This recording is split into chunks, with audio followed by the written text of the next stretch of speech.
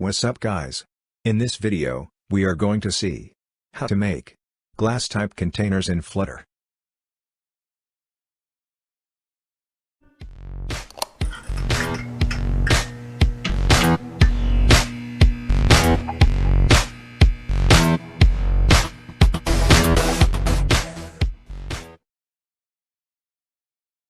Import Glass Kit Package in Dependency to get Glasscontainer class.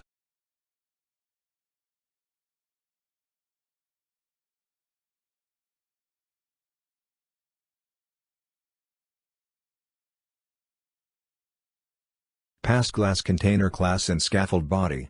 Set height and width. Give gradient colors with lesser opacity. Give border gradients similarly.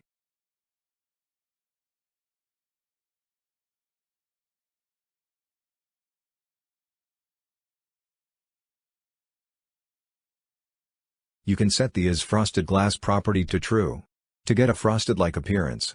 Give shadow color with less opacity to give a nicer look.